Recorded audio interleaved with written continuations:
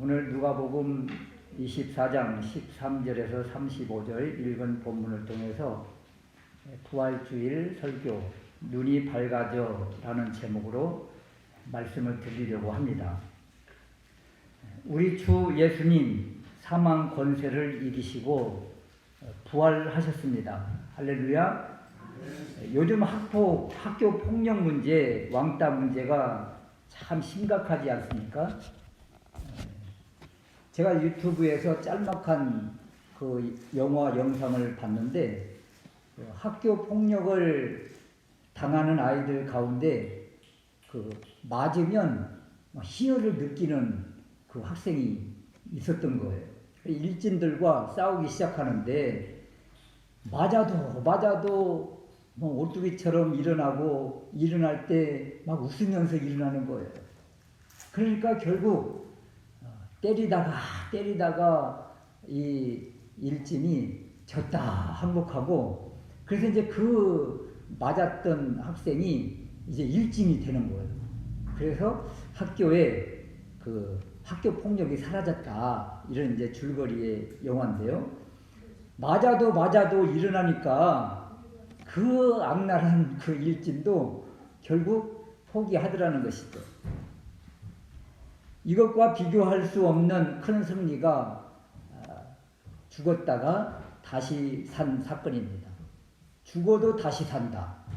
이런 것을 우리가 일반적으로 불사조라고 하는데 그 누가 상대할 수가 있겠습니까? 최고 무서운 것이 죽음이라고 그러잖아요. 죽음 앞에 두려워하지 않는 사람이 어디 있겠습니까? 호스피스 병동에 가면 우리 장모님도 호스피스 병동에서 돌아가셨는데 그곳에서 케어하는 그 보호사들, 사회복지사들 그 이야기를 들어보면 죽을 때 모습을 보면 믿는 자인지 아닌지를 금방 알 수가 있다는 거예요. 믿는 분들은 대부분 죽음을 평안하게 받아들인다고 합니다. 그런데 믿지 않는 이들은 거의 대부분이 막 몸부림치면서 이 죽음을 무서워하고 두려워하고 막 이런 모습을 바라보면서 평안히 죽는 이런 모습을 가진 분들이 대부분 크리스찬들이었다. 이렇게 조사를 해보니까 그렇다. 이런 이야기가 있어요. 또 장의사들 하는 말들을 보면 말이에요. 이제 그 시신을 염하고 이런 모든 과정을 다 이렇게 하시는 분들인데 그 시신을 볼 때 그 모습만 보고도, 그 상태만 보고도 이분이 크리스찬이었구나, 아니구나, 이것을 알 수가 있다고 그래요. 일단 죽은 사람의 몸이 깨끗하고 이렇게 검게 변하지 않는 이런 모습을 바라보면 대부분 크리스찬이었다는 것이죠. 그래서 우리 크리스찬은 우리 주 예수 그리스도께서 죽음을 이기고 부활하셨기 때문에 우리는 부활의 소망이 있고 영원한 저 천국의 소망이 있기 때문에 죽음이 두렵지 않는 거예요. 이 죽음이 두려우면 삶의 모습 가운데 얼마나 힘이 들겠습니까? 어떤 질병이 찾아와도 이 두려운 것이죠. 어떤 밖을 나간다고 할지라도 이 사고의 위험 때문에 두려워하는 것이죠. 두려움을 모르는 사람, 죽음을 두려워하지 않는 사람, 예수님 믿는 우리밖에 없다. 그런데 성경에 말이에요, 이 죽었다가 다시 살아난 사건들이 종종 있어요. 이러한 사건들은 예수님의 부활 다시 산 사건과 전혀 다른 사건입니다. 우리 예수님의 사건은 인류 역사상 유일한 사건이고, 성경에 나타난 야이로의 딸 또는 나사로 이런 사람들은 죽었다가 살아났지만 결국 이들도 죽음을 비껴가지 못하고 결국 죽음을 맞이합니다. 그러나 사람들은 모두 이렇게 죽음 앞에 무기력한 것 같고 죽음을 다 받아들일 수밖에 없지만 우리 주님이 죽음을 이기시고 부활하셨기 때문에 이것을 믿고 여기에 연합한 자는 동일하게 다시 부활한다는 그 소망을 우리에게 주신 거예요. 그래서 오늘 말씀을 통해서 부활이 이렇게 우리에게 큰 소망을 주신 사건인데 우리가 이것을 너무도 이렇게 마음속에서 체험하지 못하는 경우가 너무도 많구나. 오늘 말씀을 통해서 부활의 그 사건이 현재 오늘의 사건과 우리가 실제가 되어지는 그런 은혜가 있으시기를 주의 이름으로 축원합니다. 오늘 사건의 그 주제는 다른 것 아닙니다. 예수님의 죽음을 목도하고 죽었다는 것을 인지한 이 두 제자가 엠마오로 내려가는 그 길. 여러분, 엠마오로 내려갈 때의 이들의 마음, 상태. 엠마오로 내려가는 것뿐만이 아니라 자기들의 믿음도 많이 위축되었고 소망도 잃고 힘도 잃고 그저 터덜터덜 내려가는 낙심한 사람들의 모습, 이 모습이 바로 엠마오로 내려가는 이 두 제자들의 모습입니다. 그런데 이들이 부활하신 주님을 만나고 교제가 되어지니까 새 힘을 얻고 다시 내려왔던 그 곳으로 다시 올라가는 거예요. 예루살렘으로 다시 급히 뛰어 올라가는 거예요. 이 모습이 바로 낙심하고 좌절하고 여러 부분에서 참 신앙생활을 하면서 힘들고 어려웠던 이러한 부분들이 주님을 만나면 이렇게 생기가 살아나고 다시 힘이 돋고 원기가 살고 그러면서 다시 신앙생활을 할 수 있고 재충전을 할 수가 있더라. 오늘 말씀을 통해서 이런 은혜가 있으시기를 바랍니다. 첫 번째 우리가 생각할 수 있는 것은 15절에서 16절 말씀인데요. 15절에서 16절 우리 같이 한번 읽겠습니다. 저희가 서로 이야기하며 문의할 때에 예수께서 가까이 이르러 저희와 동행하시나 저희의 눈이 가려져서 예수님이신 줄 알아보지 못하거늘. 아멘. 여기에 보면 예수님이 이 터덜터덜 낙심해서 좌절해서 내려가는 이 두 제자에게 나타나셨어요. 그리고 같이 동행하면서 대화를 합니다. 그런데 이들이 예수님을 몰라봐. 31절 말씀을 보면 저희 눈이 밝아져 예수님이신 줄 알아보더니 예수님을 알았던 사람이에요. 일반적으로 12제자는 아니지만 이 제자 그룹 안에 가까이에 있었던 사람입니다. 그래서 예수님 살아생전 공생의 기간에 같이 교제하고 이렇게 떡을 떼고 나누었던 이런 관계예요. 예수님을 딱 보면 예수님이시구나 이렇게 아는 관계입니다. 그런데 예수님과 가까이 지금 가고 동행하고 대화를 하는데도 불구하고 예수님을 몰라봐요.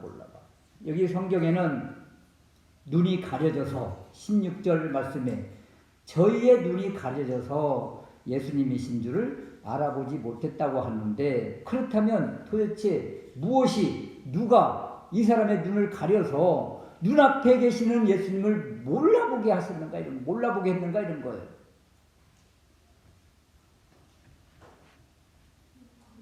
왜 그럴까요? 눈앞에 계신 주님을 왜 몰라볼까요?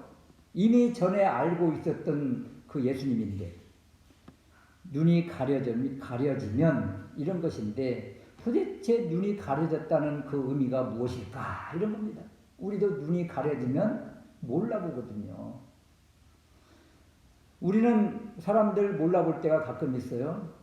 저도 어제 저녁에 우리 여동생을 만났는데 모르겠더라고요. 오랜만에 봤는데 완전히 얼굴을 떡칠을 해가지고 너 많이 변했다 내가 그랬는데 또 그냥 막 화장을 해가지고 잘 모르겠어요. 정말 무엇 때문에 우리가 사람을 이렇게 몰라보게 될까? 이들의 생각과 사고가 어떤 것에 굳게 사로잡혀 있으면 몰라봅니다. 예수님 부활하셨다는 소식을 듣긴 들었지만 이들 사고, 생각, 마음이 어떻게 그런 일이 있을 수 있겠어? 이런 거죠. 이들도요, 예수님과 대화하는 모습 속에 어떤 여자들이 예수님을 봤대요. 부활하신 예수님을 봤대요. 또 베드로도 가봤대요. 그런데 주님은 없었대요. 이런 부활의 소식을 이미 듣고 있었어요. 그런데도 불구하고 왜 내려갑니까? 왜 자기 살던 고향으로 내려갑니까? 눈이 가려졌다는 의미가 뭐예요? 자기의 생각, 자기의 마음이 우리 주님 절대 부활하실 수 없어 라는 고정관념이 그 사람을 사로잡으니까 눈앞에 있는데도 불구하고 설마 이분이 아예 생각 자체를 하지 않으면 그분이 눈앞에 딱 나타나도 이렇게 모른다는 거예요. 모른다. 그러니까 주님이 다시 살아서 우리 앞에 계실 수 있다는 이 생각 자체가 아예 1%도 없이 마음을 굳게 닫아버린 거예요. 여러분 장독대 그 뚜껑을 이렇게 딱 덮개를 닫아버리면 며칠 전에 그렇게 비가 와도 말이죠. 한 방울도 들어가지 않습니다. 주님 부활하실 수 있다는 이 가능성에 대한 믿음, 그것이 1%도 없기 때문에 주님이 그렇게 다시 산다는 메시지를 살아생전에 증거했음에도 불구하고 그 말을 한 번도 마음에 새겨보지 않고 묵상하지 않았기 때문에 아예 부활에 대한 소식, 부활에 대한 이 마인드, 부활의 이 말씀이 완전히 닫혀 있어서 눈이 가려졌다고 이렇게 표현을 해주고 있는 겁니다. 여러분, 정말 같이 교제하던 누군가가 실제로 죽어서 장례까지 다 치렀다고 가정을 해보세요. 그 사람이 만약에 다시 눈앞에 보이면 그 사람인 줄 알겠어요? 아이고, 어찌 보면 긴 것 같기도 하고 아닌 것 같기도 하고 많이 닮았네 그러면서 믿으려고 하지도 않을 겁니다. 우리 주님 눈앞에 딱 나타나도 이 같은 생각입니다. 이런 마음이면 주님이 보이지 않는다 이런 거죠. 마음밭이 굳어 있으면 그 어떤 것도 생각하지 못하고 그 실제가 나타나도 믿지 않는 겁니다. 우리가 가끔 그럽니다. 보여줘봐 그러면 믿을게 이런 말들을 많이 하지만 여러분 보여준다고 해서 그들이 믿을까요? 우리의 눈, 시각, 시력 여러분 이것을 얼마나 믿습니까 여러분? 정말 작은 것은요 보지도 못해요. 눈 뜨고 있지만 보지 못하고 너무 큰 것이 눈앞에 있으면 그거 역시 보지 못한 그냥 눈뜬 장님처럼 그런 모습이에요. 아니 이런 시력 가지고 이런 시각 가지고 보여주면 믿는다는 이 말처럼 어리석은 것이 어디가 있습니까? 가끔 제가 이렇게 치유 기도를 이렇게 하기도 하는데요. 정말 병원 가서 해야 될 사람이 그냥 눈앞에서 즉각적으로 치유함을 받고 막 좋아 방방 뛰다가 이거 며칠 가지도 않더라고요. 며칠 가지도 않아요. 불신자에게 치유 선포를 하고 그 사람이 치유되고 막 좋아서 아이고 하나님 살아계신갑네요. 그래놓고 교회로는 안 와요. 복음을 받아들이지도 않고. 그러니까 보여줘도 하나님의 살아계심이 이렇게 눈앞에 증거가 되어져도 사람의 마음이 확 닫혀 있으면 쉽게 받아들이지 않는 것입니다. 지금 엠마오로 가는 이 두 제자들 주님은 다시 살아날 수 있다는 이 일말의 희망도 가지지 않고 1%의 믿음도 없었기 때문에 완전히 닫혀 있었기 때문에 이 부정적인 시각 고정관념이 그 사람을 사로잡으면 그분이 눈앞에 보여도 보이지 않더라 이런 겁니다.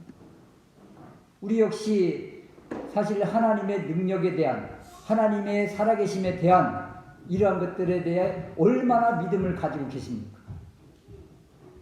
정말 과학자들이 이 과학적으로 분석해 놓은 이런 자료들을 보면 말이에요. 이건 전능하신 하나님이 아니면, 주인이신 창조주 그분이 아니면 이것은 정말 불가능한 일이다.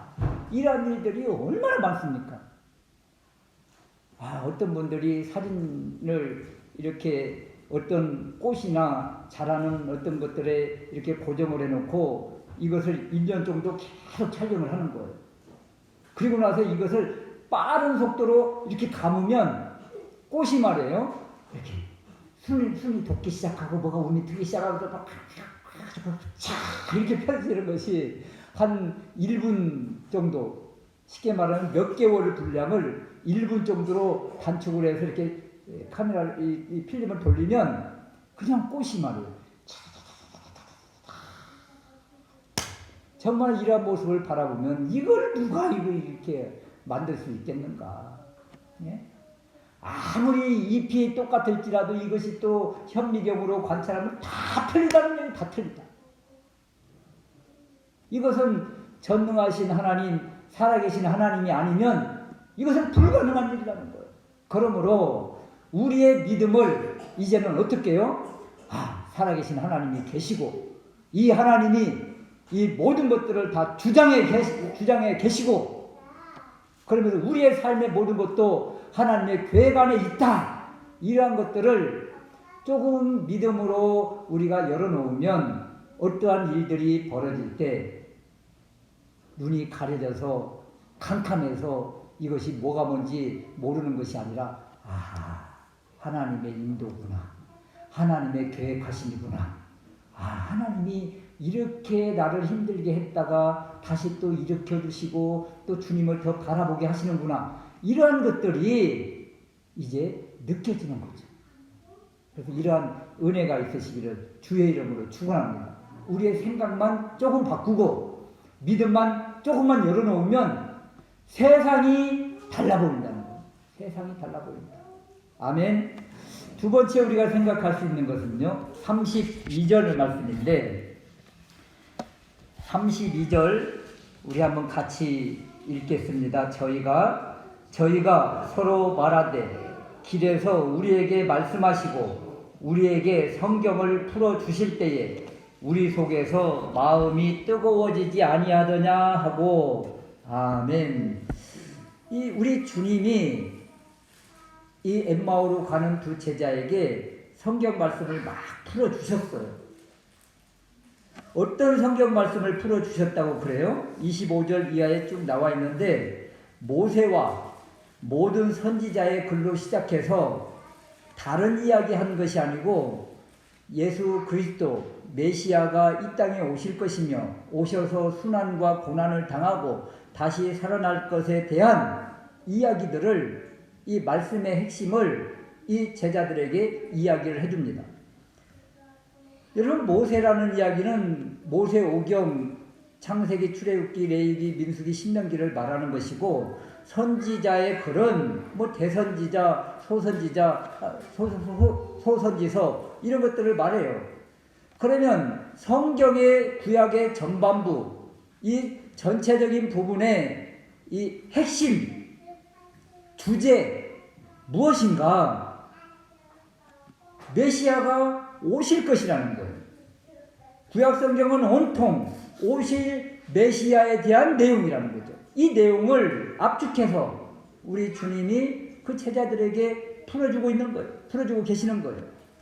신약은 오신 그리스도에 관한 소식입니다. 그 마태복음, 마가복음, 누가복음, 요한복음 온통, 또 바울서신 온통 주님에 대한 이야기입니다. 그러니까 성경은 우리 주님의 이야기지요. 성경의 핵심, 주님에 대한 이야기, 메시아 그리스도에 대한 이야기를 할 때에 이들의 마음이 어땠다고 그래요? 뜨거워졌다고 그래요. 뜨거워졌다. 32절 말씀에 우리 속에서 마음이 뜨겁지 아니하더냐. 여러분, 성경을 읽다가 이런 경험을 하신 적이 있으세요? 그런 간증들 혹시 들어보신 적 있습니까? 어떤 분이 성경을 읽다가 갑자기 글씨가 크게 확 살아났다. 이런 사람도 있고 말이죠. 성경을 읽다가 이런 체험을 했다는 분들이 많이 있습니다. 아무튼 우리 주님이 성경을 풀어주실 때 마음이 뜨거웠다. 마음이 뜨거웠다. 예레미야서 23장 29절 말씀에 보면 여호와의 말씀이니라 내 말이 불같지 아니하냐 바위를 쳐서 부스러뜨리는 방망이 같지 아니하냐. 여러분 하나님의 말씀이 불방망이 같다는 거예요. 불 같다는 거예요. 그러니까 이 말씀을 읽다가 어떤 사람은 이렇게 마음이 불처럼 뜨거워져. 그래서 이 말씀을 탁 붙잡고 몸부림치면서 이 말씀 안에서 주님을 만나고 주님과 교제가 일어나는 것이죠. 이런 것처럼 우리 마음속에서 불같은 역사가 나타나서 불처럼 뜨거워지면 얼마나 좋겠습니까? 어떻게 하면 우리가 성경 말씀을 읽을 때, 말씀을 대할 때 이렇게 가슴이 뜨거워지는, 마음이 뜨거워지는 그런 은혜가 임할 수가 있을까? 어떻게 하면요? 예수님이 이 제자들에게 성경을 풀어주실 때 마음이 뜨거워졌다. 이렇게 이야기를 하거든요. 그렇다면 우리도 동일하게 이러한 마음으로 성경 말씀을 대하는 겁니다. 읽는 것입니다. 어떻게 해요? 우리 주님 지금 이 앞에 계신다. 우리가 보통 하는 말들 그런 이야기 있잖아요. 코람데오라 하나님 면전 앞에서 하나님 앞에서 이렇게 살아냅시다. 이런 말들을 많이 하는데 성경 말씀을 읽을 때 주님 지금 내 앞에 계신다. 그리고 성경은요, 신약 성경은 온통 바울 서신에 보면 예수 그리스도 안에서 주님 안에서 주님 안에서 주 안에서 이런 말씀들이 얼마나 이런 표현들이 많은지 모릅니다. 그러면 주님이 우리 안에 계신다. 이 말씀을 한 번 더 고백해 보는 거예요. 한 번 더 선포하는 겁니다. 실제로 우리 주님이 성령님을 통해서 우리 안에 내주에 계십니다. 성령님이 계시기 때문에 우리가 주님을 고백할 수 있게 된 거거든요. 그러니까 우리 안에 지금 주님이 계십니다. 그러므로 성경 말씀을 대할 때 하나님 내 안에 하나님 우리 앞에 계시고 내 안에 주님 계시며 성령님이 역사하신다. 이 믿음을 한 번 더 고백하고 이 생각을 가지면서 하나님의 말씀을 읽다 보면 전혀 생각하지도 못했던 아니 어떻게 이런 말씀이 여기에 있었네 이런 말씀들이 툭툭 마음에 다가올 거예요. 그것이 바로 마음이 뜨거워진 겁니다. 그래서 성경 말씀을 대할 때 이런 은혜가 있으시기를 주의 이름으로 축원합니다. 세 번째는요, 30절에서 31절 오늘 말씀의 제목이기도 한데요. 30절 말씀에 보면 저희와 함께 음식 잡수실 때에 빵을 들고 감사기도 하시고 떼어 저희에게 주심에 31절 같이 읽겠습니다. 저희 눈이 밝아져 예수님이신 줄 알아보더니 예수님은 저희에게 보이지 아니하시는지라. 아멘. 저희 눈이 밝아졌다. 그런데 지금 눈이 밝아져서 그동안 동행하면서 성경의 모세와 선지서의 글을 통해서 메시아에 대한 이 이야기를 해주셨던 이분이 예수님이셨네 이렇게 생각하자마자 알자마자 깨닫자마자 주님 안 계시네. 주님 가셨네. 여러분 때로는 주님이 우리 가까이에서 우리를 이렇게 지도하실 때가 있고 어느 정도 우리의 걸음마가 끝나면 처음 신앙 때 그 불같은 그런 그 뜨거움은 다 사라지고 이렇지 그러면서 그때 그 은혜 다 어디로 갔지 그런 생각이 들 때가 있는데 이렇게 이 제자들처럼 주님이 안 보이실 때가 있는 거예요.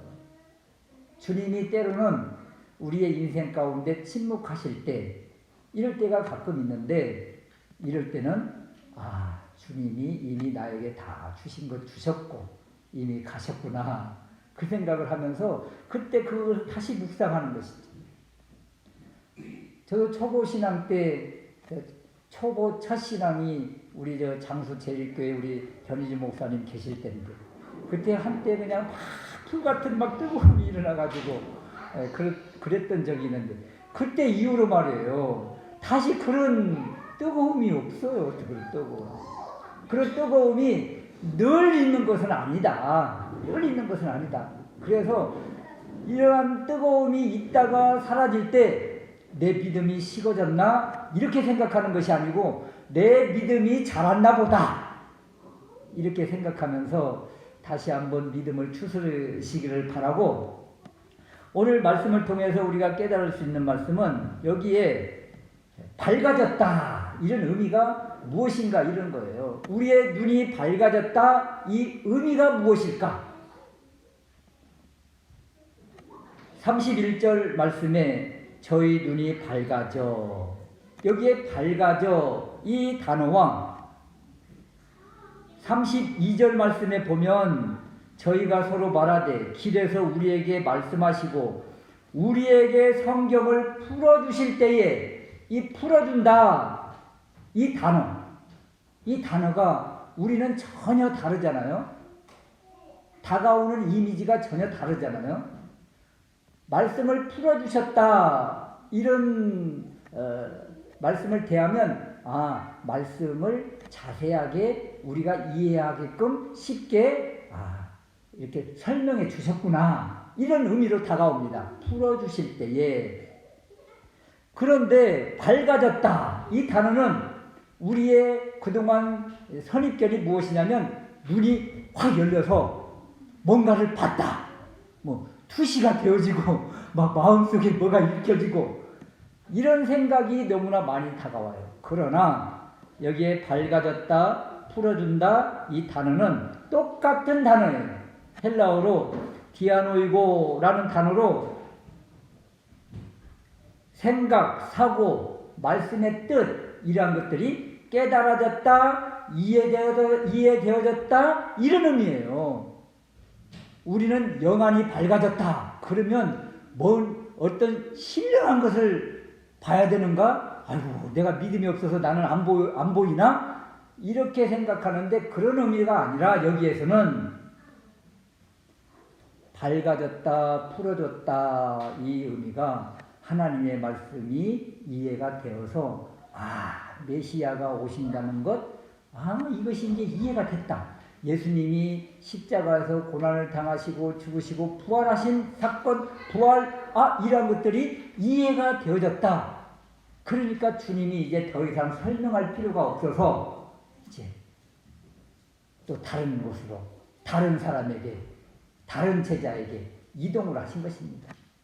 그래서 이 말씀, 눈이 밝아지고 풀어진 사건, 이것이 언제 일어났는가? 30절 말씀에 음식 잡수실 때에 빵을 들고 감사 기도하시고 떼어 저희에게 주실 때, 그때 일어난 것.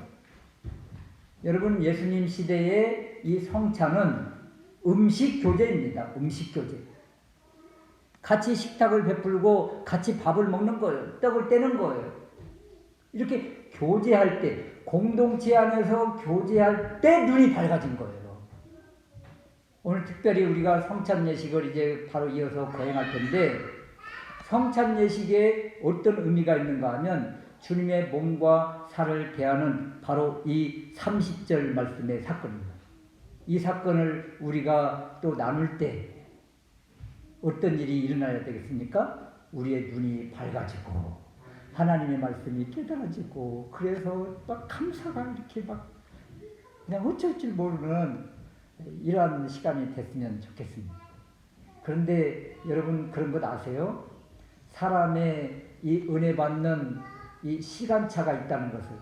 어떤 사람은 그냥 이 모습만 보고도 은혜를 받는 사람이 있는가 하면 어떤 사람은 떡을 떼면서 이렇게 묵상 기도하면서 은혜를 받는 사람이 있고 어떤 사람은 말이에요.